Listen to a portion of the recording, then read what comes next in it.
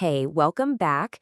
Today, we're jumping into one of the absolute most powerful ideas from Morgan Housel's incredible book, The Psychology of Money. We're going to break down Chapter 13, all about a concept called room for error. Trust me, this is a lesson on financial resilience that could seriously change how you look at your entire financial plan. And this quote right here, this is the whole game. It's not about being negative, not at all. It's about being a realist. Life is messy, the world is random, and a solid financial plan isn't built on getting every prediction right. It's built on having the strength to survive when things inevitably go wrong. So the big question is, how do we actually do that? Well, to get us there, Housel takes us somewhere you probably wouldn't expect: a blackjack table in Las Vegas. So what in the world can a professional gambler teach us about managing our own money? Well, as it turns out, a whole lot. See, a pro card counter isn't some kind of psychic. They're basically a walking calculator. They know that over hundreds of hands, the math gives them a slight but very real edge. But here's the thing they also know. They are absolutely 100% going to hit some brutal losing streaks. Bad luck isn't just a risk. For them, it's a mathematical certainty. And that right there, that's the real secret. The biggest danger to a card counter isn't getting a bad hand, or even 10 bad hands. It's running out of cash before their statistical edge has a chance to actually work. Their entire career depends on having a big enough pile of cash, a buffer, to soak up those losses and just stay in the game. They need room for error. So let's take that powerful idea out of the casino and bring it into our world. That buffer that keeps the card counter at the table? Well, in the investing world, we call that a margin of safety. But Morgan Housel frames it in a way that's much more active, much more about strength. Okay, this is the key. Room for error isn't just about having some extra savings. It's a fundamental mindset. It's the humility to admit that your forecasts are probably wrong, and then building a financial plan that can survive a whole range of outcomes, not just the rosy one you're dreaming about. Oh man, the godfather of value investing, Benjamin Graham, just nailed it with this line. If your plan is robust enough, if it has enough breathing room, you don't have to stress about predicting the future perfectly. You're already prepared for it to be messy and wild, which, let's be honest, it always is. And this is such a critical distinction to make.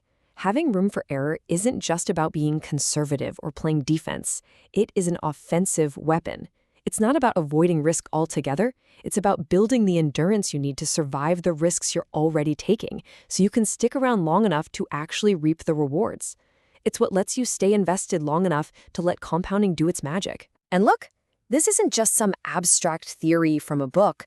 Let's take a look at how some of the most successful people on the planet use this exact principle to build and, just as importantly, protect their massive fortunes.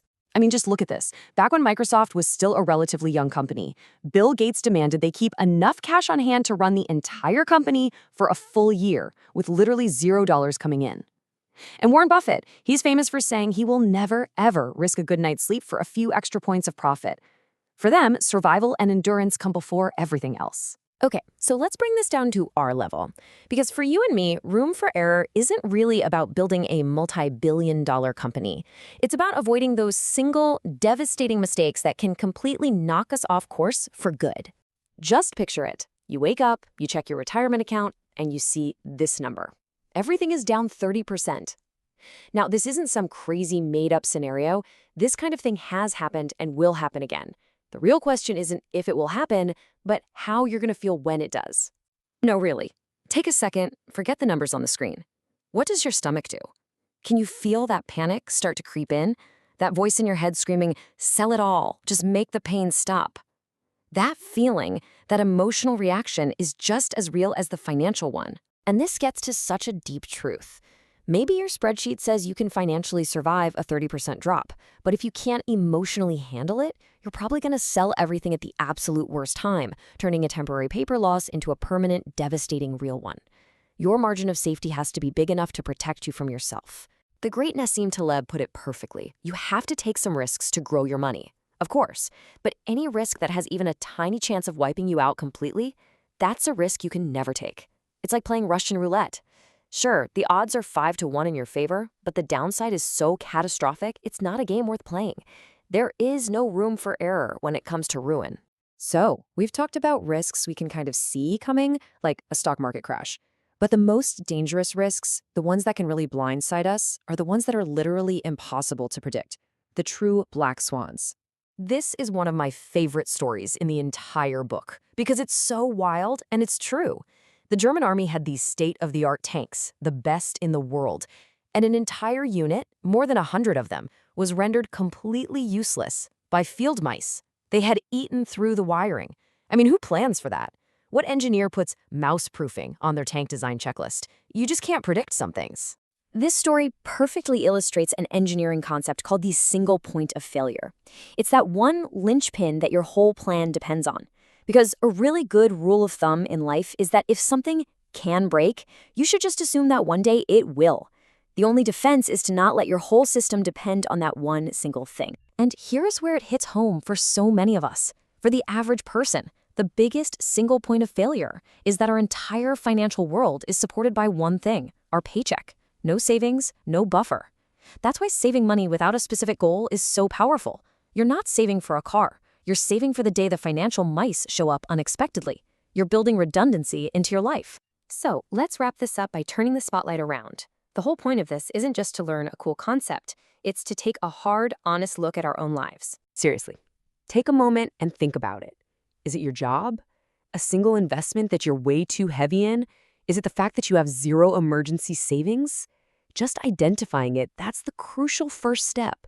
Where are you being a little too perfect in your assumptions? Are you counting on getting a raise every single year? Assuming your investment returns will always be amazing? Pinpointing where you've been way too optimistic is how you start to build a stronger plan. And finally, this is the most important question. How can you build more endurance? How can you widen that gap between the perfect plan and messy reality? Maybe it's saving an extra 1%, or picking up a new skill, or just cutting back on one expense.